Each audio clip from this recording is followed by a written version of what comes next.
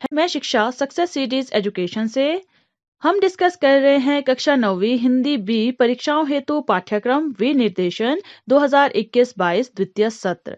यानी हम इन वीडियोस में जो आपका सेकंड टर्म है उसमें जो आपको इंस्ट्रक्शंस के अकॉर्डिंग चैप्टर्स दिए गए हैं उनके क्वेश्चन आंसर्स को जो है डिस्कस करने वाले हैं, क्योंकि टर्म जो सेकंड है उसमें आपको चैप्टर्स के क्वेश्चन आंसर्स पूछे जाते हैं। तो आज हम जिस चैप्टर को डिस्कस करने वाले हैं वो है चैप्टर नंबर 5। चैप्टर नंबर 5 का शीर्षक है धर्म की आड़। तो इस वीडियो में हम धर्म के आड़ चैप्टर के क्वेश्चन आंसर्स को पहले डिस्कस करेंगे और उसके बाद हम कुछ एक्स्ट्रा क्वेश्चंस को भी डिस्कस करेंगे, क्योंकि एक्स्ट्रा क्वेश्चंस भी जो है कभी कभार आपसे पूछे जाते हैं, यानी क्वेश्चन आंसर्स में कुछ हेरफेर करके भी पूछा जाता है। आप कहीं कंफ्यूज ना हो जाएं, इसलिए हम कुछ एक्स्ट्रा क्वेश्चंस को भी डिस्कस करने वाले हैं। अगर आप एग्जाम्स में अच्छे से अपने क्वेश्चन के आंसर्स को लिखना चाहते हैं तो उसकी समरी में जो है आपको चैप्टर की पूरी स्टोरी रिकवर हो जाती है, यानी आपको रिमाइंड हो जाता है कि आपको चैप्टर में क्या कहा गया है, चैप्टर किस बारे में है और उसकी जो मेन पॉइंट्स हैं वो क्या है। तो इससे आपको ये बेनिफिट होगा कि अगर आपसे कोई भी क्वेश्चन पूछा जाए तो आप आसानी से अपने शब्दों में उसके आंसर दे सकते हैं। और अपने शब्दों में मैं इसलिए कह रही हूँ क्योंकि अपने शब्दों में जो आंसर आप लिखते हैं वो ज्यादा इफेक्टिव होते हैं और देखने वाले को ज्यादा प्रभावित करते हैं। तो हम ज्यादा समय व्यर्थ नहीं गवाते और अपने क्वेश्चन आंसर्स पर आते हैं। सबसे पहले हम निम्नलिखित प्रश्नों के उत्तर 25-30 शब्दों में लिखिए। यानी सबसे पहले हम आपके शॉर्ट आंसर क्वेश्चंस को डिस्कस करेंगे जो आपकी पाठ्य पुस्तक में दिए गए हैं, यानी आपके टेक्स्ट बुक के क्वेश्चन आंसर्स को हम डिस्कस करेंगे। सबसे पहला क्वेश्चन आपसे पूछा गया है, चलते पुर्जे लोग धर्म के नाम पर क्या करते हैं? तो यहाँ पर आप इसके आंसर को इस तरह से लिख सकते हैं। चलते पुर्जे लोग इस तरह से लिख सकते हैं, चलते पुर्जे लोग धर्म के नाम पर मूर्ख और सीधे लोगों के उत्साह और शक्ति का दुरुपयोग करते हैं। वे ऐसा इसलिए करते हैं ताकि आसानी से अपना बड़ापन और नेतृत्व कायम रख सके। सबसे पहले आपको ये पता होना चाहिए कि चलते पुर्जे लोग किसे कहा गया है चैप्टर में, तो उसके लिए समरी जरूर पढ़ लें। तो चलते पुर्जे लोग जो है वो पढ़े लिखे लोगों को कहा गया है, जो दूसरे जो अनपढ़ लोग हैं, जो मूर्ख लोग हैं, उनको बेवकूफ बनाते हैं धर्म के नाम पर।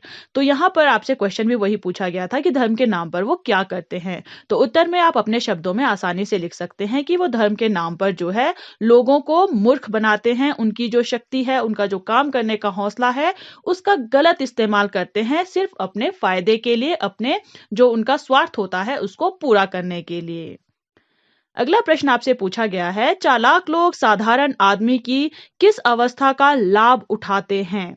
किस अवस्था का लाभ उठाते हैं? तो आप उत्तर में लिख सकते हैं कि साधारण आदमी को धर्म का मतलब लगता है लकीर पीटते रहना। चालाक लोग इसी मनोदशा का लाभ उठाते हैं।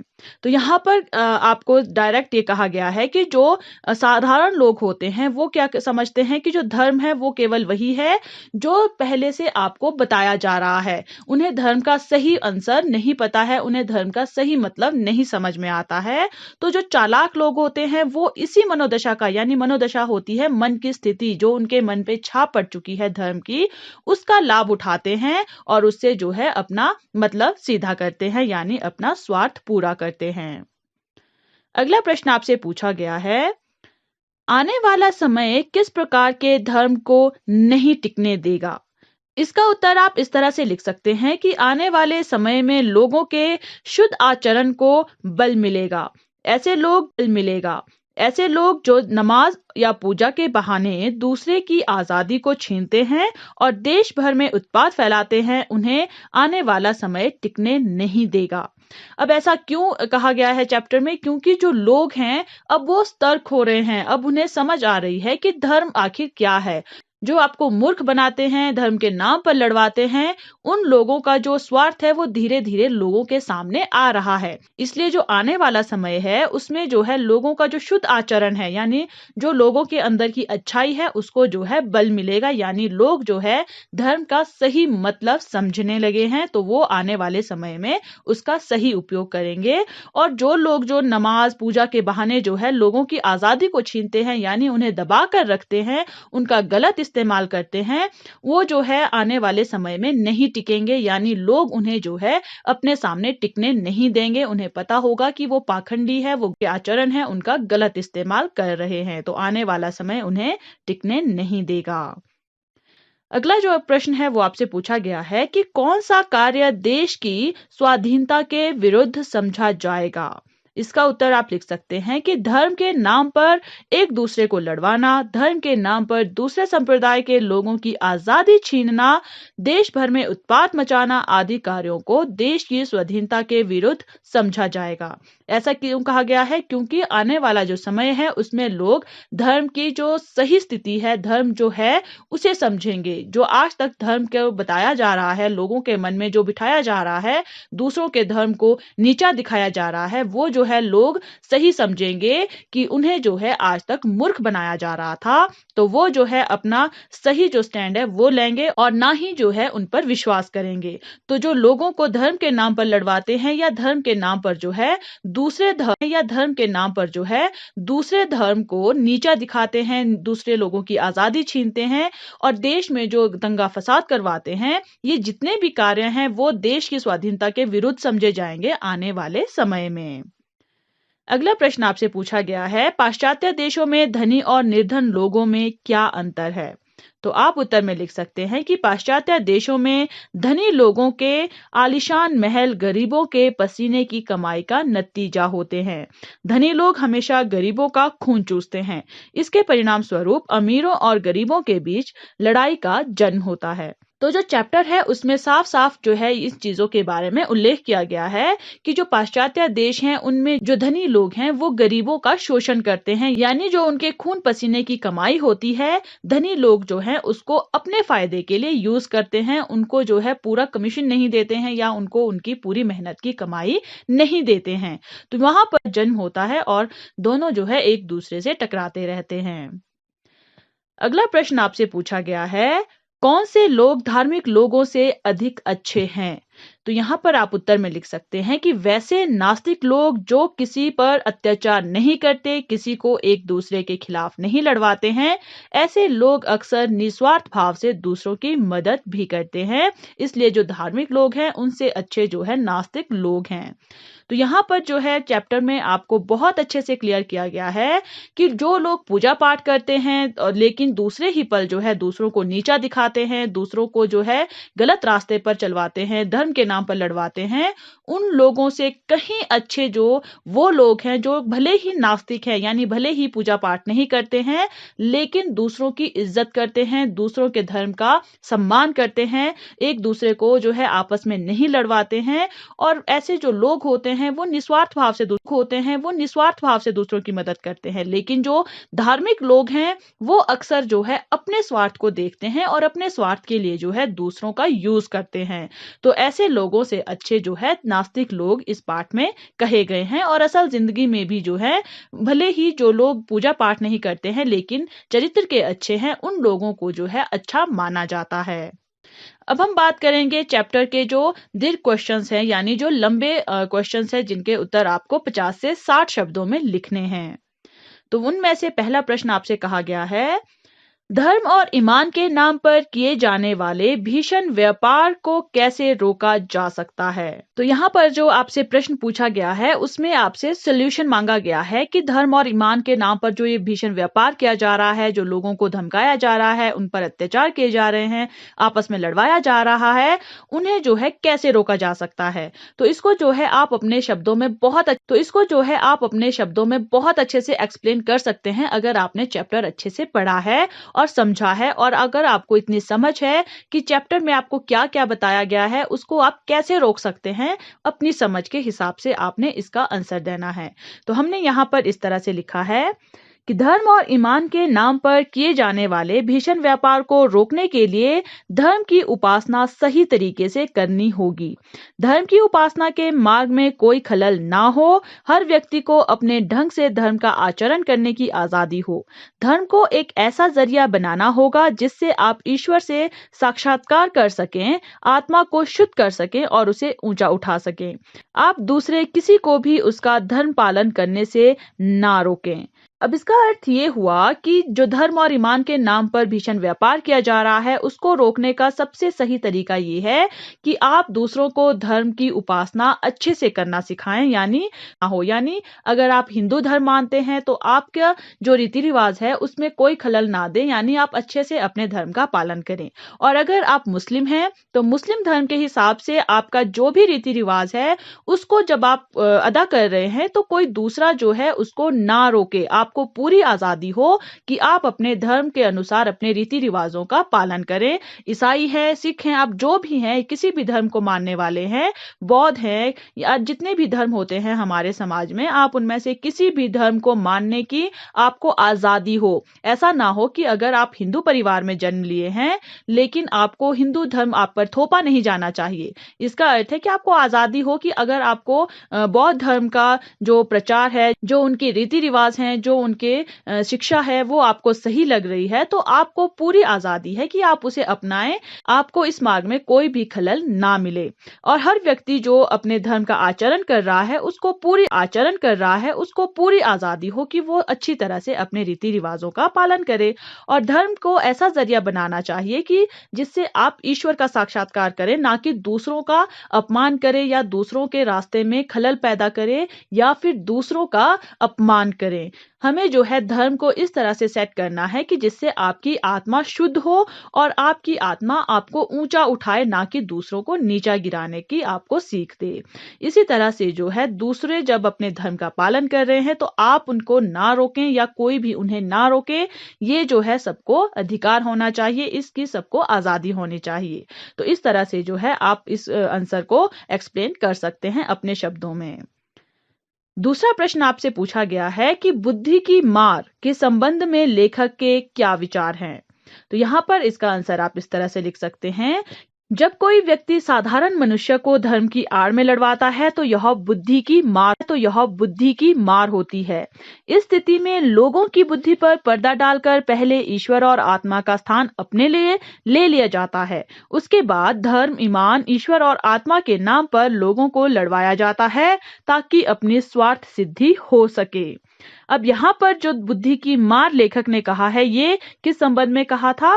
क्योंकि जब एक पढ़ा लिखा व्यक्ति जो है, जो दूसरा अनपढ़ व्यक्ति है या कम बुद्धिमान है, जिसे धर्म की सही समझ नहीं है, उसको जो है अपने स्वार्थ के लिए उसको मैनिपुलेट करता है, उसको दूसरों से लड़वाता है, तो ये उसकी बुद्धि की मार होती है। यानी उसकी जो बुद्धि है उस पर पर्दा डाल दिया जाता है, उसको कुछ भी समझने के लायक नहीं समझा जाता है, उसको जो है कुछ भी उल्टी पुल्टी पट्टी पढ़ा दी जाती है ताकि वो दूसरों को जो है नीचा दिखाए, दूसरों के साथ लड़ाई झगड़ा करे। यहाँ पर जो साधारण मनुष्य होते हैं वो अक्सर जो है धर्म की आड़ में दूसरों से लड़ पड़ते हैं क्योंकि उनकी बुद्धि पर पर्दा डाल दिया गया होता है। आपसे पूछा गया है कि लेखक की दृष्टि में धर्म की भावना कैसी होनी चाहिए। तो यहाँ पर लेखक की दृष्टि से आपने धर्म की भावना का एक्सप्लेनेशन करना है, यानी चैप्टर के अकॉर्डिंग जो लेखक समझता है कि धर्म की भावना कैसी होनी चाहिए वो आपको यहाँ पर एक्सप्लेन करनी है। तो इसके लिए आपको समरी जरूर पढ़नी है। तो यहाँ पर आप इस तरह से एक्सप्लेन कर सकते हैं कि लेखक के हिसाब से धर्म की उपासना के मार्ग में कोई रुकावट ना हो। हर व्यक्ति को अपने हिसाब से धर्म की भावना को जगाने की स्वतंत्रता होनी चाहिए। धर्म एक साधन हो जिससे मन का सौदा हो, ईश्वर और आत्मा के बीच संबंध स्थापित हो और जिससे आत्मा शुद्ध हो। कोई भी व्यक्ति दूसरे के धर्म में खलल ना डाले। विभिन्न धर्मों के लोगों को आपस में टकराव से बचना चाहिए। तो यहाँ पर लेखक ने जो है बहुत सारी चीजों पर प्रकाश डाला है, यानी वे जो है बहुत सारी चीजों को यहाँ पर हमारे सामने प्रस्तुत कर रहे हैं कि धर्म की जो भावना है वो असल में कैसी होनी चाहिए। तो ये हमने पहले भी जो है एक्सप्लेन कर लिया है कि जो धर्म की भावना है वो ऐसी होनी चाहिए कि कोई भी जो है दूसरे के धर्म में रुकावट ना डाले, अपने धर्म को, अपने रीति रिवाजों को अच्छे से, जो अगर चाहते हैं कि हम अच्छे से अपने रीति रिवाजों को मनाएं तो हमें जो है दूसरों के रीति रिवाजों में भी जो है खलल नहीं पैदा करनी चाहिए। धर्म का जो साधन है वो मन का सौदा होना चाहिए, ना कि दूसरों के धर्म को नीचा दिखाने का।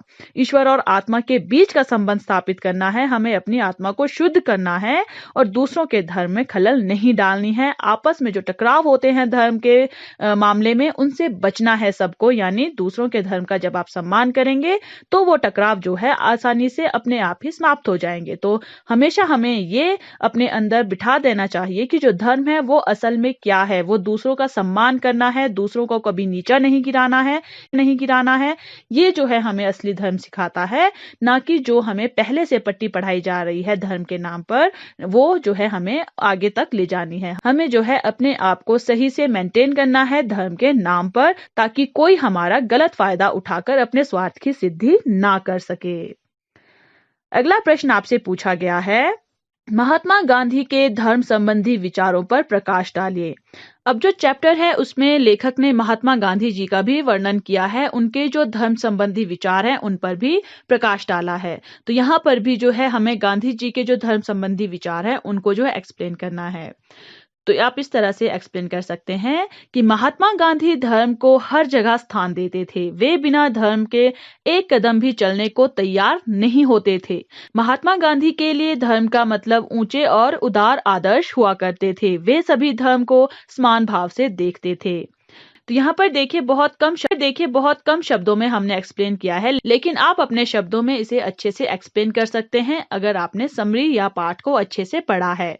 क्योंकि जो महात्मा गांधी थे उनके लिए धर्म क्या था, उनके लिए धर्म कोई हिंदू धर्म या मुस्लिम धर्म ऐसा वो धर्म को नहीं मानते थे, बल्कि वो सभी धर्मों का अच्छे से सम्मान करते थे। लेकिन अपने लिए उन्होंने जो धर्म की जो एक परिभाषा सेट की थी वो थी ऊंचे और उदार आदर्श। यानी वो आदर्शों को अपना धर्म मानते थे और बिना आदर्शों के वो एक भी कदम चलने को तैयार नहीं होते थे।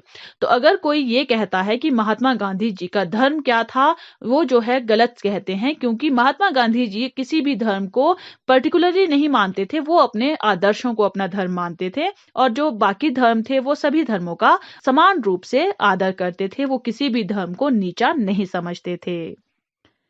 अगला प्रश्न आपसे पूछा गया है, सबके कल्याण हेतु अपने आचरण को सुधारना क्यों आवश्यक है? तो यहाँ पर भी देखिए आपको पाठ के आधार पर समझाना है कि अगर हम सबका कल्याण चाहते हैं तो हमें अपने आचरण को क्यों सुधारना चाहिए, यानी अपना जो हमारा व्यवहार है उसे क्यों सुधारना चाहिए जिससे दूसरों का कल्याण हो। तो यहाँ पर आप इस तरह से लिख सकते हैं कि यदि कोई आदमी सुबह 2 घंटे पूजा करता है या दिन में 5 वक्त नमाज पढ़ता है, लेकिन उसके बाद पूरे दिन बेईमानी और धूर्तता में लिप्त रहता है, तो उसे धार्मिक नहीं कहा जाएगा। यदि आप अपने आचरण को सुधार लें और किसी के साथ गलत ना करें, तब आप धार्मिक कहलाएंगे।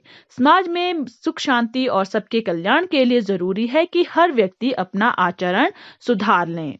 तो यहाँ पर भी हमने थोड़े शब्दों में एक्सप्लेन किया है, लेकिन आप इसे अच्छे से एक्सप्लेन कर सकते हैं, क्योंकि हमने पहले भी आपको बताया है कि अगर कोई व्यक्ति पूजा पाठ कर रहा है, नमाज पढ़ रहा है, लेकिन उसके बाद भी जो है उसके मन के अंदर कड़वाहट है, वो जो है दूसरों से घृणा करता है, दूसरों के धर्म को नीचा समझता है, पूरे दिन भर जो है बेईमानी करता है या फिर दूसरों को जो है लड़वाता है आपस में, तो वो किसी भी एंगल से धार्मिक नहीं कहा जा सकता, क्योंकि वो जो है अच्छे से अपनी आत्मा को शुद्ध नहीं कर पाया है। वो नाम के लिए पूजा करता है, नाम के लिए नमाज पढ़ता है, लेकिन वो जो है अपने अंदर जो है किसी भी तरह से ईश्वर से नहीं मिल पाया है।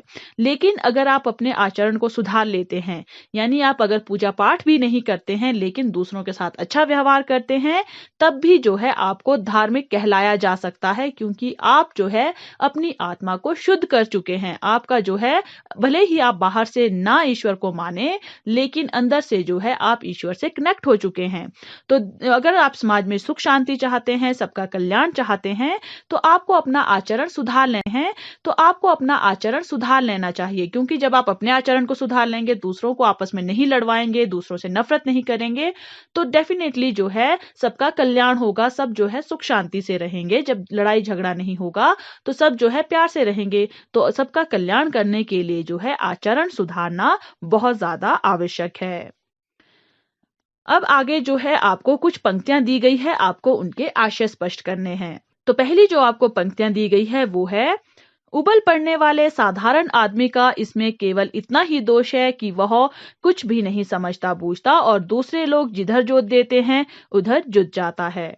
तो यहाँ पर जो ये पंक्तियां हैं वो लेखक ने कब कही हैं?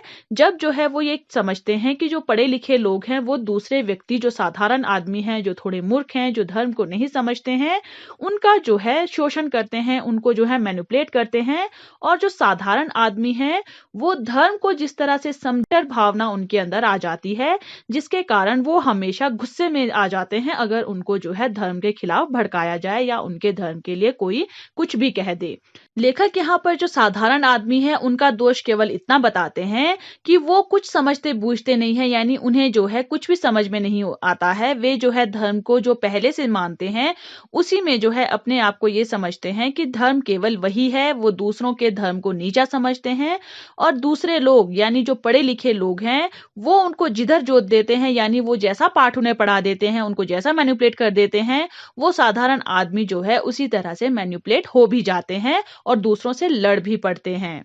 तो आपको जो है इसे अच्छे से एक्सप्लेन करना है। हमने इस तरह से एक्सप्लेन किया है कि साधारण आदमी को इतना पता होता है कि धर्म और ईमान के लिए जान भी देनी पड़े तो उचित है। उसे धर्म का असली मर्म नहीं पता होता है, इसलिए उसे आसानी से बहकाया जा सकता है। यहाँ पर हांका या बहकाया जाना इसलिए कहा गया है क्योंकि वो एक पशु की भांति कहा गया है इस चैप्टर में, क्योंकि उसे कुछ भी समझ नहीं है। जैसे एक पशु होता है, उसको जिधर जोत दिया जाता है, जिधर उसे हांका जाता है वो उधर ही चल पड़ता है। तो जो साधारण आदमी है, जो मूर्ख व्यक्ति है, जिसे जो है धर्म की समझ नहीं है, वो भी जो है उन पढ़े लिखे लोगों द्वारा जो है मैनिपुलेट कर दिया जाता है। वो भी जो है अपने धर्म को ऊंचा समझने के लिए जो है अपनी जान देने के लिए भी तैयार रहता है और दूसरे धर्म को नीचा दिखाने के लिए, दूसरे धर्म के लोगों की जान लेने तक के लिए वो आतुर हो जाता है, यानी उसे जो है कुछ भी समझ नहीं होती है। अगली जो आपको पंक्तियां दी गई है वो है, यहाँ है बुद्धि पर पर्दा डालकर पहले ईश्वर और आत्मा का स्थान अपने लिए लेना और फिर धर्म और ईमान, ईश्वर और आत्मा के नाम पर अपनी स्वार्थ सिद्धि के लिए लोगों को लड़ाना भिड़ाना। तो यहाँ पर जो ये पंक्तियां हैं उनका आशय इस तरह से आप स्पष्ट कर सकते हैं कि लेखक ने धर्म के नाम पर बहकाए जाने को बुद्धि की मार बताया है। धर्म के नाम पर पहले तो लोगों की बुद्धि पर पर्दा डाल दिया जाता है, उसके बाद चालाक लोग ऐसे लोगों के दिमाग में से ईश्वर और आत्मा को हटाकर अपना स्थान बना लेते हैं। फिर अपना उल्लू सीधा करने के लिए ये धर्म के नाम पर लोगों को आपस में लड़वाते हैं। तो यहाँ पर आपको ये भी पूरी तरह से एक्सप्लेन किया गया है कि जो ये धर्म के नाम पर लोगों को लड़वाते हैं वो पहले लोगों को जो है बहकाते हैं, उनकी बुद्धि पर जो है पर्दा डाल देते हैं और उनके दिमाग से जो है ईश्वर और आत्मा को हटा देते हैं और ईश्वर के स्थान पर जो है अपने आप को स्थापित कर देते हैं। यानी जो साधारण आदमी है, मूर्ख आदमी है, वो उस पढ़े लिखे व्यक्ति को, उस जो अपने स्वार्थ सिद्ध कर रहा है उस व्यक्ति को जो है सब कुछ मानने लग जाता है और जैसा वो कहता है, गलत कहे सही कहे, वो जैसा भी कहे वो उसी तरह से जो है सब कुछ मानना शुरू कर देता है। तो जो वो चालाक लोग होते हैं वो जो है अपना उल्लू सीधा करने के लिए, यानी अपने स्वार्थ को सिद्ध करने के लिए जो है लोगों को धर्म के नाम पर आपस में लड़वाते हैं। तो ये इन पंक्तियों का आशय था। अगली पंक्तियां हैं, अब तो आपका पूजा पाठ ना देखा जाएगा, आपकी भलमान साहत की कसौटी केवल आपका आचरण होगी। ये पंक्तियां लेखक ने कब कही थी? जब जो है उन्होंने ये साबित किया था कि जो आने वाला समय है उसमें जो है चालाक लोग ज्यादा देर नहीं ठहर पाएंगे, क्योंकि अब जो है लोग जागरूक हो रहे हैं। तो इसको जो है आप इस तरह से एक्सप्लेन कर सकते हैं कि लेखक का मानना है कि आने वाले समय में आपकी पूजा पाठ से यह तय नहीं होगा कि आप कितने धार्मिक हैं, बल्कि आपके आचरण से यह तय होगा कि आप कितने धार्मिक हैं। यदि कोई नास्तिक मनुष्य भी ईमानदार है और दूसरों को कष्ट नहीं पहुंचाता है तो उसे एक धार्मिक मनुष्य माना जाएगा। तो इन पंक्तियों का यही आशय था कि जो आने वाला समय है उसमें पूजा पाठ कोई मायने नहीं रखेगी, बल्कि जो अगर नास्तिक व्यक्ति भी अच्छा है, वो अच्छा आचरण करता है, दूसरों को दुख नहीं देता है, दूसरों को कष्ट नहीं देता है, तो वो भी जो है एक धार्मिक मनुष्य का स्थान ले सकता है। आने वाले समय में पूजा पाठ को कोई महत्व नहीं दिया जाएगा। अगली पंक्तियां दी गई है कि तुम्हारे मानने ही से मेरा ईश्वरत्व कायम नहीं रहेगा। दया करके मनुष्यत्व को मानो, पशु बनना छोड़ो और आदमी बनो। इन पंक्तियों में लेखक ने ईश्वर के मन की बात को जो है बताने की कोशिश की है कि ईश्वर क्या चाहते हैं। ईश्वर ये नहीं चाहते कि आप ईश्वर की पूजा करो और बाद में जो है दूसरों को बुरा भला कहो, दूसरों का बुरा करो, दूसरों को आपस में लड़वाओ, बल्कि ईश्वर यही चाहते हैं कि आप अगर उन्हें मान रहे हो, उनको सच्चे मन से मान रहे हो, तो जो उन्होंने बनाए हैं, यानी जो भी उनकी कलाकृति है, मनुष्य है, पशु है, आप सबका सम्मान करो, उनको एक नजर से देखो, क्योंकि सभी को जो है ईश्वर ने बनाया है। तो आप इन पंक्तियों को इस तरह से एक्सप्लेन कर सकते हैं कि ईश्वर भी ऐसे लोगों से अपने आप को अलग कर लेगा जो धर्म के नाम पर दूसरों को प्रताड़ित करते हैं या समाज में उत्पात मचाते हैं। ईश्वर का अस्तित्व किसी की पूजा अर्चना पर नहीं टिका है, इसलिए ईश्वर ऐसे व्यक्तियों का ही साथ देगा जो सही मायने में मनुष्य हैं और दूसरे मनुष्यों का आदर करता है।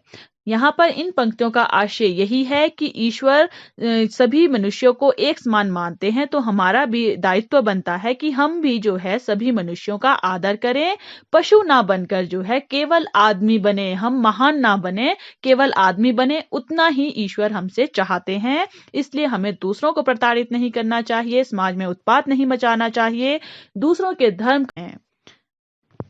तो आपके चैप्टर के क्वेश्चन आंसर्स जो आपकी पाठ्य पुस्तक में दिए गए थे। अब हम डिस्कस करेंगे कुछ एक्स्ट्रा क्वेश्चंस ताकि आप अच्छे से इस चैप्टर को प्रिपेयर कर सकें, और दूसरा जो आपसे क्वेश्चन पूछे जाएं आपके एग्जाम्स में, तो आप किसी भी तरीके के क्वेश्चन से परेशान ना हो, कंफ्यूज ना हो और उन प्रश्नों के अच्छे से आंसर दे पाएं। तो हम पहले एक्स्ट्रा शॉर्ट आंसर क्वेश्चंस, यानी जिनके उत्तर आपको 25 से 30 शब्दों में देने होते हैं, उनको एक बार देख लेते हैं। तो आपसे इस तरह से प्रश्न पूछा जा सकता है कि लेखक के अनुसार आज देश में धर्म और सच्चाई के नाम पर क्या क्या हो रहा है। तो आप इसका उत्तर इस तरह से लिख सकते हैं कि लेखक के अनुसार आज देश में धर्म और सच्चाई के नाम पर खुरापात किए जाते हैं, और कहीं पर तो धर्म और सच्चाई के नाम पर जिद भी की जाती है। अनपढ़ और मंदबुद्धि लोग धर्म और सच्चाई को जाने या ना जाने, परंतु उनके नाम पर किसी पर भी गुस्सा कर जाते हैं और जान लेने और जान देने के लिए भी तैयार हो जाते हैं। तो यहाँ पर देखिए, आपको जो वर्ड लिमिट्स थी वो बहुत कम थी, इसलिए आपको ये कोशिश करनी है कि आप कम शब्दों में अपनी पूरी बात को कह सकें कि धर्म के नाम पर जो है क्या क्या चीजें आजकल देश में हो रही है। अगला प्रश्न आपसे पूछा जा सकता है कि धर्म की आड़ पाठ में साधारण से साधारण आदमी तक के दिल में क्या बात अच्छी तरह घर कर बैठी है। तो जो धर्म की आड़ पाठ है उसमें कौन सी बात ऐसी है जो छोटे से छोटे व्यक्ति यानी साधारण से साधारण आदमी के मन में छप चुकी है। इसका उत्तर आप लिख सकते हैं कि साधारण से साधारण आदमी तक के दिल में यह बात अच्छी तरह से घर कर बैठ गई है कि देश के सम्मान की रक्षा के लिए प्राण दे देना भी उचित है। धर्म के नाम पर वे किसी की भी जान लेने और अपनी जान देने के लिए भी तैयार हो जाते हैं, और इसी बात का फायदा भी उठाते हैं। अगला प्रश्न आपसे इस तरह से पूछा जा सकता है कि लेखक के अनुसार धर्म और सच्चाई की बुराइयों से काम लेना कैसे आसान है। अब यहाँ पर देखिए, चैप्टर में आपसे ये भी कहा गया था कि जो धर्म और सच्चाई की जो बुराइयां हैं उनका सहारा लेकर जो चालाक लोग हैं वो साधारण लोगों का फायदा उठाते हैं, और ये आसान भी है। ये क्यों आसान है ये आपने एक्सप्लेन करना है। तो यहाँ पर आप लिख सकते हैं कि लेखक के अनुसार धर्म और सच्चाई की बुराइयों से काम लेना इसलिए आसान है क्योंकि हमारे देश में साधारण से साधारण आदमी तक के दिल में यह बात अच्छी तरह बैठी हुई है कि धर्म और सच्चाई की रक्षा के लिए प्राण तक दे देना बिल्कुल सही है। बेचारा साधारण आदमी धर्म के तत्वों को क्या जाने, किस्मत के सहारे चलते रहना ही वह अपना धर्म समझता है। साधारण लोगों की इस स्थिति से चालाक लोग इस समय उन साधारण लोगों का बहुत गलत फायदा उठा रहे हैं।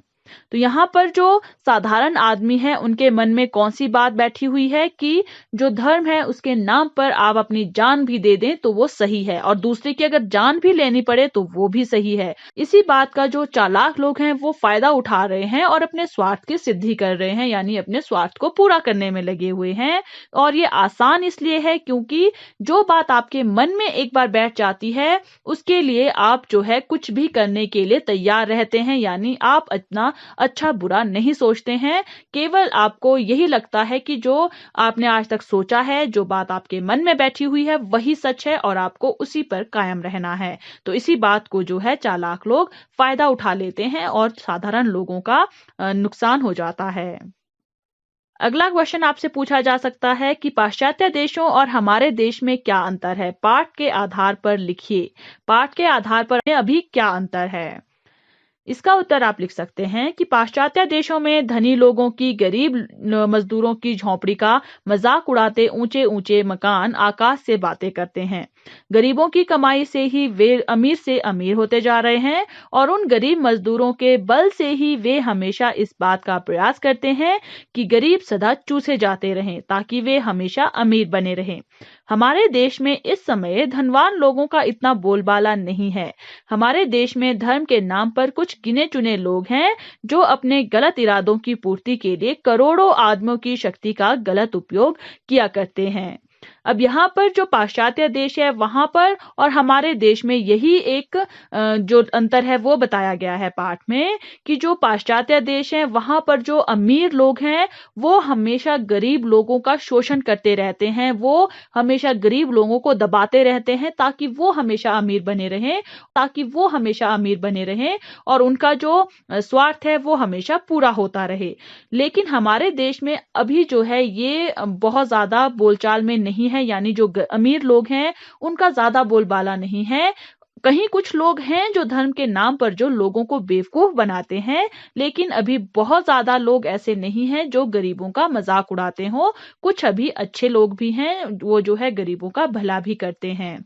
तो पाश्चात्य देश और हमारे देश में केवल यही अंतर इस पाठ में बताया गया है।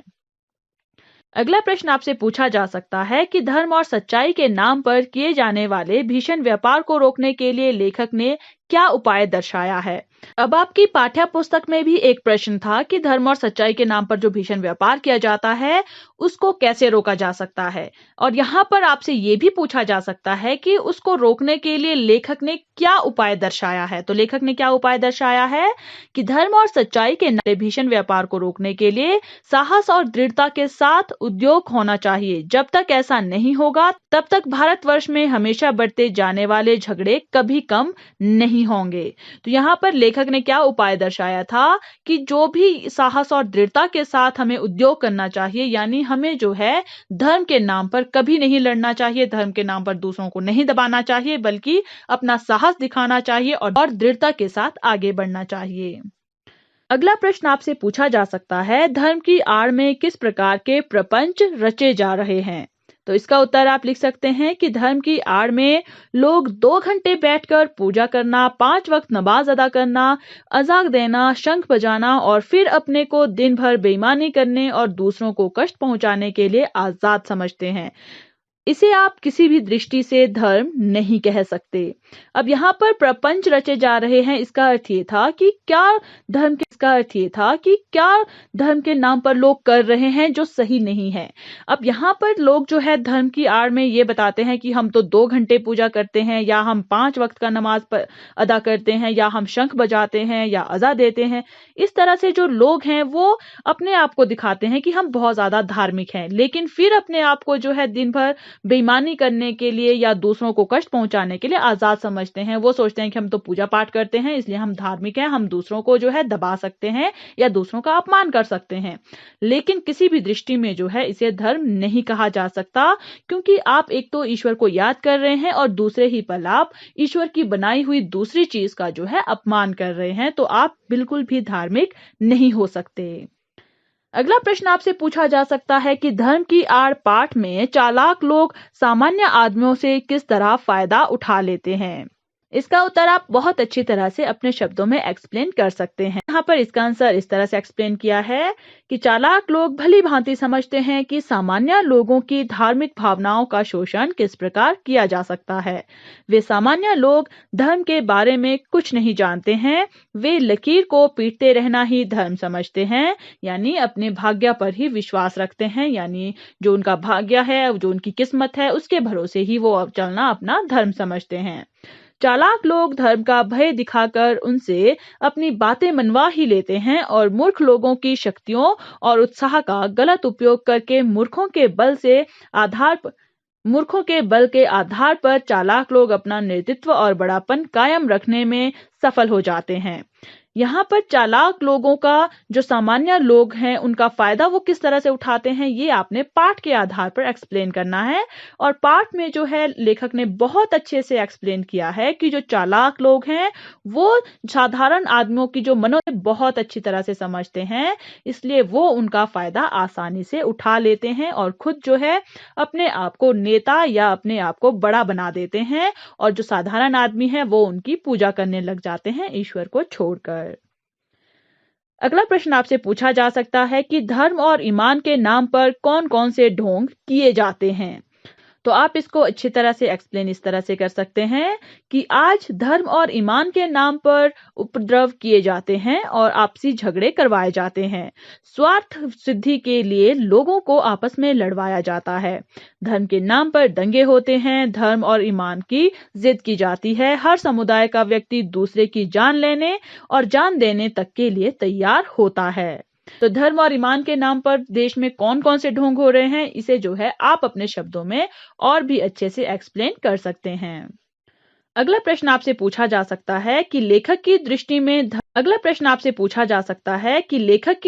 में धर्म की भावना कैसी होनी चाहिए। यहाँ पर जो है आपसे एक और पूछा जा रहा है कि लेखक की दृष्टि में धर्म की भावना कैसी होनी चाहिए। पहले पूछा गया था कि लेखक ने क्या उपाय दर्शाया है धर्म के नाम पर जो व्यापार हो रहे हैं उसे रोकने के लिए। आपसे ये भी पूछा जा सकता है कि लेखक की दृष्टि में जो है धर्म की भावना कैसी होनी चाहिए। तो पाठ के आधार पर जो लेखक हैं उनके अनुसार धर्म के विषय में मानव स्वतंत्र होना चाहिए। हर व्यक्ति आजाद होना चाहिए ताकि वह जो धर्म अपनाना चाहे अपना सके। कोई किसी की स्वतंत्रता में बाधा ना खड़ी करे। धर्म का संबंध हमारे मन से, ईमान से, ईश्वर और आत्मा से होना चाहिए, ना कि किसी दूसरे को दबाने से। तो अगला प्रश्न आपसे पूछा जा सकता है कि लेखक चलते पुर्जे लोगों को यथार्थ दोष क्यों मानता है। धर्म की आड़ पाठ के आधार पर बताइए। अब यहाँ पर जो है आपसे ये पुर्जे लोग हैं उनका ही दोष क्यों माना है, उन्होंने जो साधारण व्यक्ति हैं उनका दोष क्यों नहीं कहा है। तो यहाँ पर आप इस तरह से एक्सप्लेन कर सकते हैं कि कुछ चालाक, पढ़े लिखे और चलते पुर्जे लोग अनपढ़, गंवार साधारण लोगों के मन में कट्टर बातें भरकर उन्हें धर्मांध बना देते हैं। ये लोग धर्म विरुद्ध कोई बात सुनते ही भड़क उठते हैं और मरने मारने को तैयार हो जाते हैं। ये लोग धर्म के विषय में कुछ नहीं जानते, यहाँ तक कि धर्म क्या है यह भी नहीं जानते हैं। सदियों से चली आ रही घिसी पिटी बातों को धर्म मानकर धार्मिक होने का दम भरते हैं और धर्म की रक्षा के लिए जान देने को तैयार रहते हैं। चालाक लोग उनके साहस और शक्ति का उपयोग अपने स्वार्थ पूरा करने के लिए करते हैं। उनके इस दुराचार के लिए लेखक चलते पुर्जे अर्थात पढ़े लिखे लोगों का यथार्थ दोष मानता है। अब जब आपने पाठ को पढ़ा है तो आपको भी अच्छे से समझ आ गया होगा, क्योंकि जो चालाक व्यक्ति हैं वो जो है अनपढ़, गंवार जो साधारण व्यक्ति होते हैं उनके मन में जो है कट्टर बातें भर देते हैं, जिनकी वजह से जो है वो धर्मांध हो जाते हैं, यानी धर्म के नाम पर अंधे हो जाते हैं। उनको जो है कुछ भी समझ में नहीं आता है कि धर्म क्या है, वो ये भी नहीं समझते हैं। जैसे ही उनके धर्म के विरुद्ध कोई थोड़ी सी बात करता है वो भड़क जाते हैं और मरने मारने के लिए भी तैयार हो जाते हैं। अब उन्होंने जो है घिसी पिटी जो बातें होती है वो उन्हीं को अपना धर्म मान लेते हैं और अपने आप को जो है धार्मिक समझने लग जाते हैं और अपने धर्म की रक्षा के लिए वो जो है जान देने को तैयार रहते हैं। और जो चालाक लोग होते हैं वो उनको जो है इस तरह से मैनिपुलेट कर देते हैं, जिसकी वजह से उन्हें समझ में नहीं आता है कि क्या सही है और क्या गलत है। इसीलिए जो है जो लेखक है उन्होंने चालाक लोगों को या जो पढ़े लिखे लोग हैं, जो चलते पुर्जे लोग हैं, उनका दोष माना है, क्योंकि कि वो जो है साधारण लोगों को मैनिपुलेट कर रहे हैं, बल्कि जबकि उन्हें जो है उन्हें समझाना चाहिए कि असली धर्म क्या है। वो पढ़े लिखे लोग हैं, उन्हें समझ है कि असली धर्म क्या है, तो उन्हें जो है दूसरे लोगों को भी समझाना चाहिए, ना कि अपने स्वार्थ की सिद्धि के लिए जो है उन लोगों को और ज्यादा मूर्ख बनाकर जो है अपने स्वार्थ की सिद्धि करनी चाहिए। इसलिए लेखक ने जो है पढ़े लिखे लोगों का यथार्थ दोष माना है कि वे जो है सही रास्ता ना दिखाकर उन लोगों को जो है भड़काते हैं और आपस में लड़वाते हैं। अब हम जो है कुछ दीर्घ प्रश्नों पर चर्चा करेंगे, यानी जिनके उत्तर जो है आपको 60 से 70 शब्दों में देने के लिए कहा जाता है। उन शब्दों के एक्स्ट्रा क्वेश्चंस को भी देख लेते हैं। आपसे दीर्घ क्वेश्चनों में पूछा जा सकता है कि देश में धर्म की धूम है का आशय धर्म की आड़ पाठ के आधार पर स्पष्ट कीजिए। अब यहाँ पर जब चैप्टर शुरू हुआ था वहां पर आपने एक लाइन पढ़ी थी कि देश में धर्म की धूम है। इस पंक्ति को आपने एक्सप्लेन करना है पाठ के आधार पर कि लेखक ने ऐसा क्यों कहा है। तो आप इस तरह से एक्सप्लेन कर सकते हैं कि देश में धर्म की धूम है का आशय यह है कि देश में धर्म का प्रचार प्रसार अत्यंत जोर शोर से किया जा रहा है। इसके लिए गोष्ठियां, चर्चाएं, सम्मेलन, भाषण आदि हो रहे हैं। लोगों को अपने धर्म से जोड़ने के लिए धर्माचार्य विशेषताएं गिना रहे हैं। वे लोगों में धर्मार्धता और कट्टरता भर रहे हैं। इसका परिणाम यह है कि साधारण लोग आज भी धर्म के सच्चे स्वरूप को नहीं जान सका है। लोग अपने धर्म को दूसरों से श्रेष्ठ समझने की भूल मन में बसाए हैं। ये लोग अपने धर्म के विरुद्ध कोई बात सुनते ही बिना सोचे विचार किए मारने मरने को तैयार हो जाते हैं। ये लोग दूसरे धर्म की अच्छाइयों को भी सुनने को तैयार नहीं होते हैं और स्वयं को सबसे बड़ा धार्मिक समझते हैं। इसे एक्सप्लेन किया है कि जो देश में धर्म की धूम है उसका आशय यहाँ पर क्या है कि जो देश में है उसमें धर्म का जो प्रचार है वो जोर शोर से किया जा रहा है। जो धर्माचार्य हैं यानी जो अपने आप को धर्म का श्रेष्ठ व्यक्ति समझते हैं वो जो है अपने धर्म की विशेषताएं गिनाते रहते हैं, दूसरे धर्म को जो है नीचा दिखाते हैं। लोगों में जो है अपने धर्म के आधार पर जो है कट्टरता भरने की कोशिश करते हैं ताकि लोग जो है उनका धर्म जो है कट्टरता से माने और दूसरे धर्म को जो है नीचा दिखाएं और दूसरे धर्म को दबा दें। तो इस तरह से जो है वो लोगों को बेवकूफ बना रहे हैं। लोगों को जो काम करने की समर्थता है उसको जो है गलत तरह से उसका उपयोग कर रहे हैं। अगला प्रश्न आपसे पूछा जा सकता है कि साधारण आदमी की क्या गलती है और पढ़े लिखे लोग किस तरह उसका गलत इस्तेमाल करते हैं, पाठ के आधार पर समझाइए। तो यहाँ पर जो एक क्वेश्चन आपको बताया गया है इसको जो है आप बहुत अच्छे से एक्सप्लेन कर सकते हैं क्योंकि हमने बहुत सारे क्वेश्चंस में जो है इसके रिगार्डिंग बात कर ली है। तो यहाँ पर आप अच्छी तरह से इस तरह से एक्सप्लेन कर सकते हैं कि गुस्सा करने वाले साधारण व्यक्ति की केवल इतनी ही गलती है कि वह कुछ नहीं समझता बूझता और दूसरे लोग उसे जैसा भी कहते हैं वह उनकी बातों पर विश्वास कर लेता है। कहने का तात्पर्य यह है कि गलती उन कुछ पढ़े लिखे लोगों की है जो मूर्ख लोगों की शक्तियों और उत्साह का गलत उपयोग इसलिए करते हैं ताकि उन मूर्खों के बल के आधार पर पढ़े लिखे लोगों का नेतृत्व और बड़ापन कायम रहे। इसके लिए धर्म और सच्चाई की बुराइयों से काम लेना उन्हें सबसे आसान लगता है क्योंकि अनपढ़ और मंद बुद्धि लोग धर्म और सच्चाई को जाने या ना जाने परंतु उसके नाम पर भी गुस्सा कर जाते हैं और जान लेने और जान देने के लिए भी तैयार हो जाते हैं। तो पढ़े लिखे लोग किस तरह से दूसरे लोगों का गलत इस्तेमाल करते हैं, पाठ के आधार का अच्छे से और भी दूसरे तरीके से अपने शब्दों में अच्छे से एक्सप्लेन कर सकते हैं क्योंकि हमने पहले भी जो है अच्छे से आपको एक्सप्लेन कर दिया है कि जो साधारण आदमी है वो क्या गलती कर देता है। जो पढ़े लिखे लोग हैं वो उनको सही रास्ता ना दिखाकर जो है उनका जो धर्म के आधार पर उनकी जो गलत धारणाएं हैं उनका गलत उपयोग करके जो है अपने स्वार्थ को किस तरह से सिद्ध करते हैं और इसका इस्तेमाल वो कैसे करते हैं अपने स्वार्थ की सिद्धि के लिए। तो ये जो है आप अच्छे से एक्सप्लेन कर सकते हैं। अगला प्रश्न आपसे पूछा जा सकता है, गरीबों का धनवान लोगों के द्वारा शोषण किया जाना बुरा है या धनवान लोगों का मजदूर की बुद्धि पर वार करना, पाठ के आधार पर स्पष्ट कीजिए।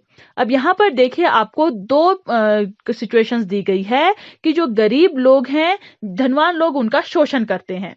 ये बुरा है, या फिर जो धनवान लोग हैं वो उनकी बुद्धि पर वार करते हैं, ये बुरा है। आपको पाठ आधार पर स्पष्ट करना है। तो आप इस तरह से एक्सप्लेन कर सकते हैं कि गरीबों का धनवान लोगों के द्वारा शोषण किया जाना इतना बुरा नहीं है जितना बुरा धनवान लोगों का मजदूरों की बुद्धि पर वार करना है।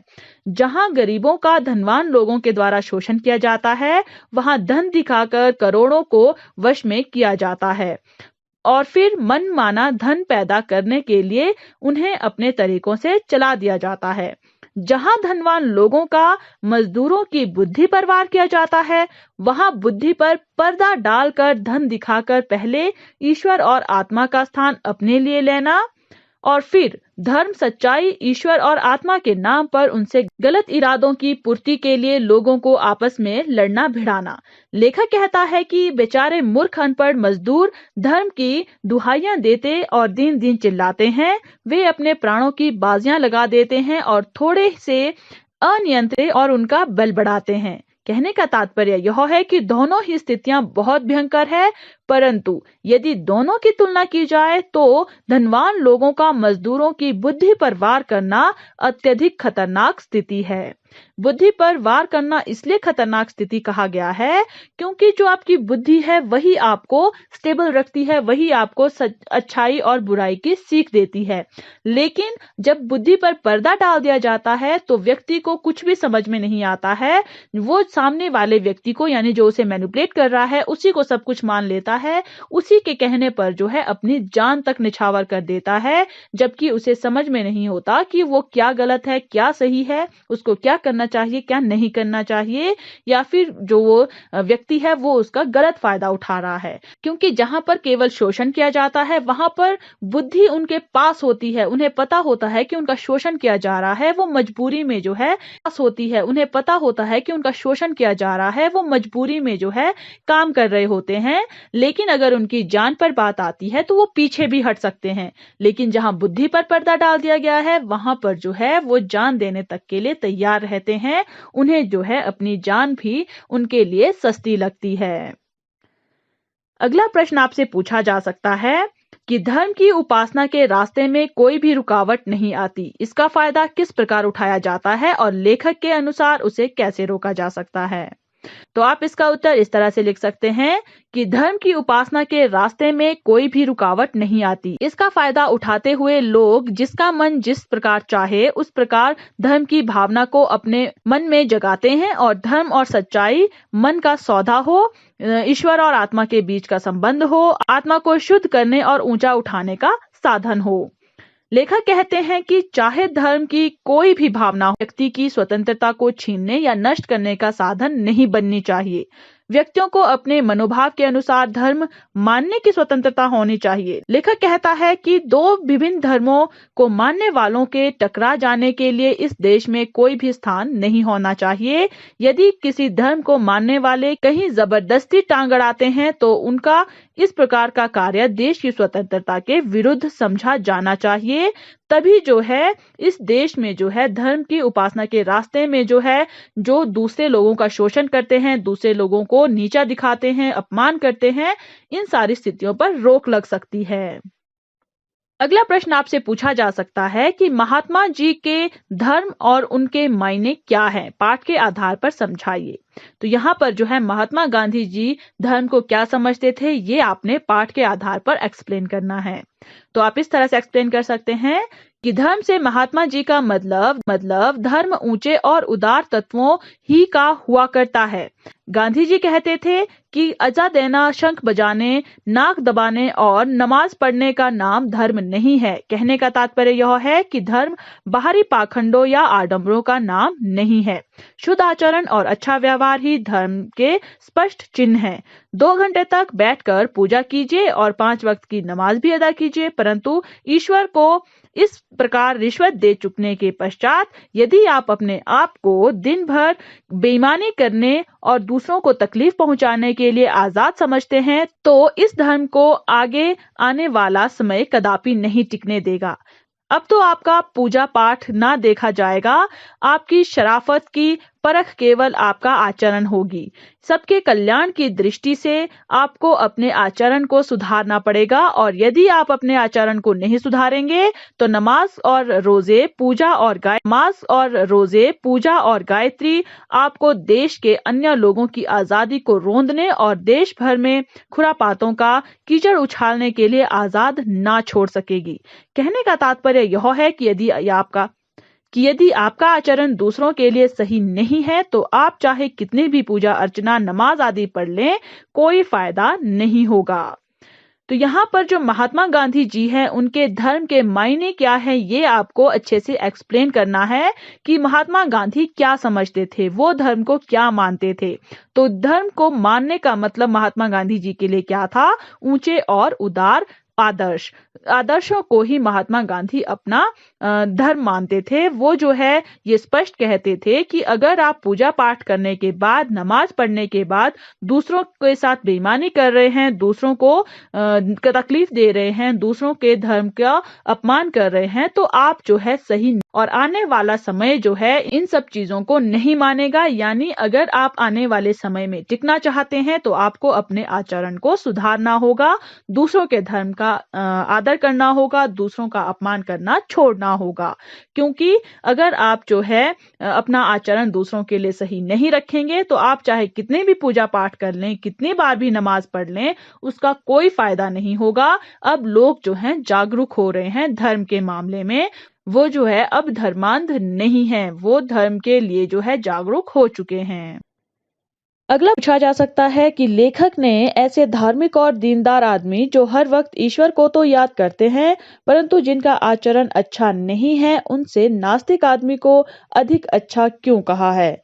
अब आपने ध्यान दिया होगा चैप्टर में कि लेखक ने ये कहा है कि जो व्यक्ति किसी का बुरा करते हैं, भले ही वो पूजा पाठ करते हैं, उन्हें धार्मिक नहीं कहा जा सकता। उनसे अच्छे तो नास्तिक लोग हैं जो दूसरों का भला करते हैं, भले ही ईश्वर को याद नहीं करते हैं।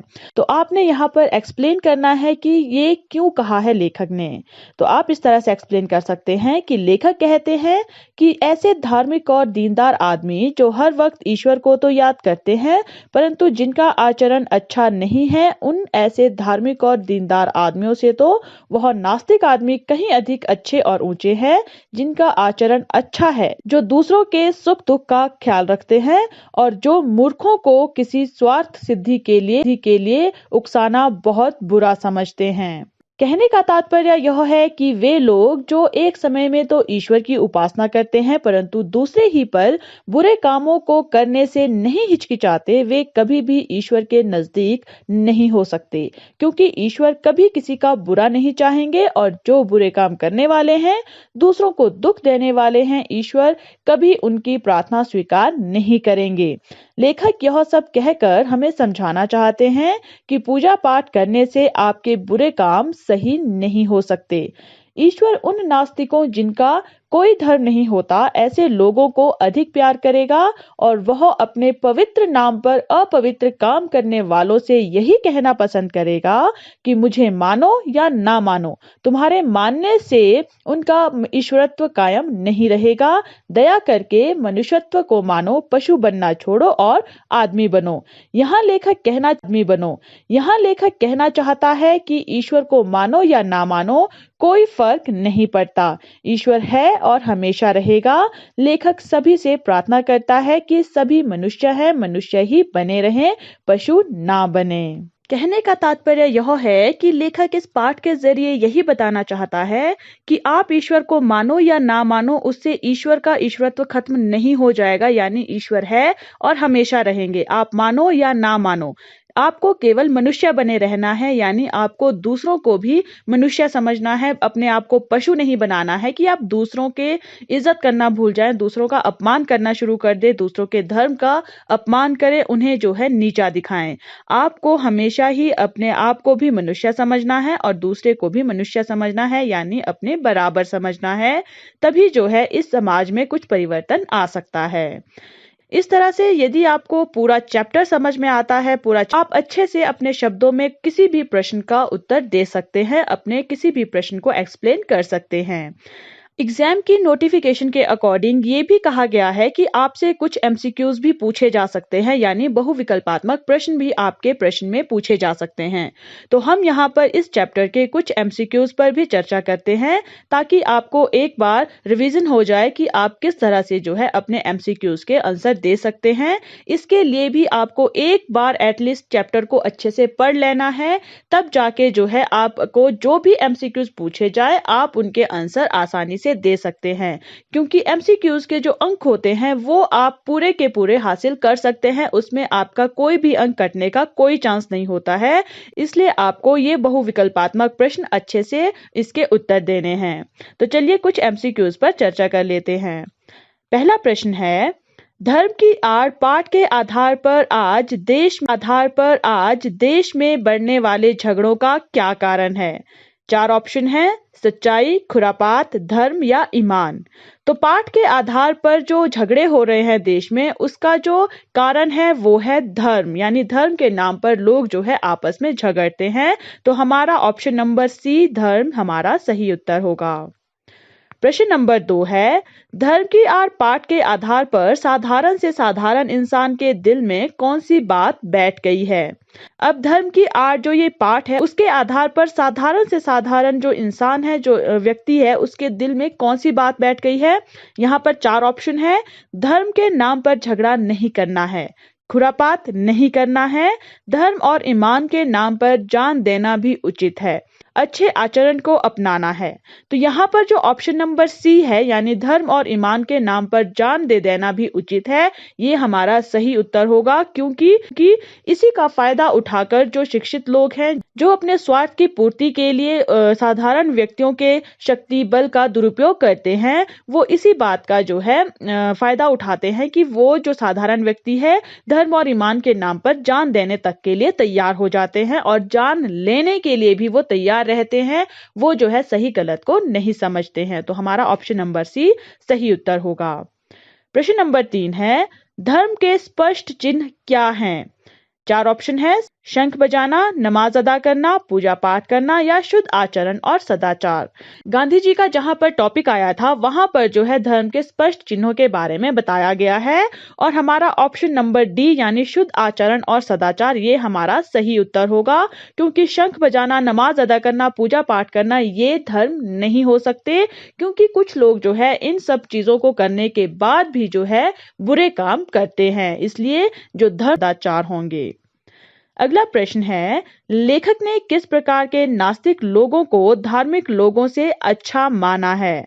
4 ऑप्शन है, सदाचारी और परोपकारी व्यक्ति को, ईश्वर भक्त को, पढ़े लिखे व्यक्ति को, पूजा पाठ और नमाज पढ़ने वाले व्यक्ति को। तो लेखक ने इस पाठ में जो नास्तिक व्यक्ति हैं उनको जो आचरण है वो कैसा बताया है? सदाचारी और परोपकारी, यानी जो भले ही ईश्वर को नहीं मानते हैं लेकिन दूसरों का परोपकार करते हैं, दूसरों का बुरा नहीं करते हैं। तो हमारा ऑप्शन नंबर ए सही उत्तर होगा। अगला प्रश्न है, साधारण व्यक्ति किसके लिए जान देने और जान लेने को सही समझता है? 4 ऑप्शन है, सच्चाई की रक्षा के लिए, दूसरा ऑप्शन है सच्चाई और धर्म की रक्षा के लिए, तीसरा है धर्म की रक्षा के लिए, और चौथा है ईमान की रक्षा के लिए। तो जो साधारण व्यक्ति है वो सच्चाई और धर्म की रक्षा के लिए, जान देने और जान लेने के लिए भी अपने आप को सही समझ लेने के लिए भी अपने आप को सही समझता है, सब कुछ करने के लिए उचित समझता है, इसलिए हमारा ऑप्शन नंबर बी सही उत्तर होगा। और इसी की बदौलत जो है दूसरे जो चालाक लोग हैं वो साधारण लोगों का फायदा भी उठाते हैं। अगला प्रश्न है, चालाक और पढ़े लिखे लोग किस तरह के लोगों का फायदा उठाते हैं? 4 ऑप्शन है, अनपढ़ और साधारण लोगों का, दूसरा है धार्मिक लोगों का, तीसरा है नेताओं का, और चौथा है शिक्षित लोगों का। तो जो चालाक लोग हैं वो किसका फायदा उठाते हैं? ऑप्शन नंबर ए, अनपढ़ और साधारण लोगों का, क्योंकि जो साधारण लोग हैं वो धर्म के नाम पर कुछ भी करने के लिए तैयार हो जाते हैं, और जो चालाक लोग हैं वो साधारण लोगों को मैनिपुलेट कर लेते हैं, उनको जो है कट्टरता के गुण उनके अंदर भर देते हैं, जिसके कारण वो धर्म के नाम पर कुछ भी करने के लिए तैयार रहते हैं। प्रश्न नंबर 7, लेखक के अनुसार धर्म क्या होना चाहिए? 4 ऑप्शन है, धर्म पूजा पाठ करना होना चाहिए। ऑप्शन नंबर 2 है धर्म नमाज अदा करना होना चाहिए। ऑप्शन नंबर 3 धर्म ईश्वर और आत्मा के बीच का संबंध होना चाहिए। और ऑप्शन नंबर डी धर्म लोगों को बहकाना होना चाहिए। तो लेखक के अनुसार जो धर्म है वो ईश्वर और आत्मा के बीच का संबंध होना चाहिए, ना कि केवल पूजा पाठ करने को ही धर्म समझना चाहिए। हमें जो है आत्मा और ईश्वर के बीच का जहां पर भी संबंध स्थापित हो, हमें उसी को अपना धर्म समझ लेना चाहिए। अगला प्रश्न है, साम्यवाद के जन्म का लेखक ने क्या कारण माना है? 4 ऑप्शन है गरीब और मजदूरों का शोषण, बी है धार्मिक भेदभाव, सी है जाति भेदभाव और डी है तानाशाही। तो आपने जब चैप्टर को ध्यान से पढ़ा होगा तो वहां पर जो साम्यवाद का जन्म है, लेखक ने उसका कारण बताया था गरीब और मजदूरों का शोषण, जिसके कारण साम्यवाद का जन्म हुआ है। तो ऑप्शन नंबर ए हमारा सही उत्तर होगा। अगला प्रश्न है, धर्म की आड़ पाठक ने किन लोगों को बेनकाब किया है? तो यहाँ पर 4 ऑप्शन है सच्चाई की राह पर चलने वालों को, दूसरा है खुरापात रोकने वालों को, तीसरा है धर्म की आड़ में अपने स्वार्थ को सिद्ध करने वाले को, और चौथा है पूजा पाठ और नमाज पढ़ने वालों को। अब जो धर्म की आड़ पाठ है उसमें लेखक ने उन लोगों को बेनकाब किया है जो धर्म की आड़ में बुरे काम करते हैं, लोगों को बहकाते हैं और अपने स्वार्थ को सिद्ध करते हैं। तो हमारा जो ऑप्शन नंबर सी है वो हमारा सही उत्तर होगा। अगला प्रश्न है, कौन सा कार्य देश की स्वाधीनता के विरुद्ध समझा जाएगा? अब ये जो प्रश्न है वो लेखक के अनुसार जो लेखक ने आने वाले समय में बताया था कि देश की स्वाधीनता के विरुद्ध कौन से कार्य समझे जाने चाहिए। तो यहाँ पर आपको 4 ऑप्शन दिए गए हैं। पहला है धर्म के नाम पर एक दूसरे को लड़वाना, दूसरा है धर्म के नाम पर दूसरे समुदाय के लोगों की आजादी छीनना, और तीसरा है देश भर में उत्पात मचाना, और चौथा है उपरोक्त सभी।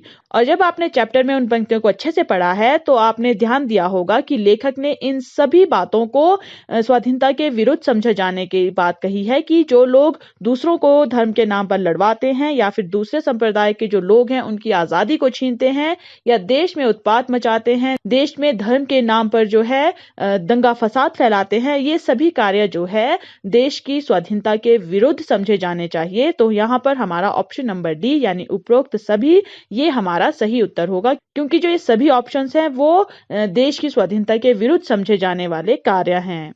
तो ये थे कुछ एमसीक्यूज, और इसके अलावा भी अगर आप दूसरे एमसीक्यूज पढ़ना चाहते हैं तो आप हमारे चैनल सक्सेस सीरीज एजुकेशन पर सर्च कर सकते हैं। वहां पर आपको इस चैप्टर के और भी एमसीक्यूज मिल जाएंगे जो आपके एग्जाम्स में आपके लिए हेल्पफुल होंगे। तो इसी तरह की दूसरी वीडियोस को देखने के लिए आप हमारे चैनल सक्सेस सीरीज एजुकेशन को फेसबुक, यूट्यूब, इंस्टाग्राम और ट्विटर पर भी फॉलो कर सकते हैं और अपने एग्जाम्स की अच्छे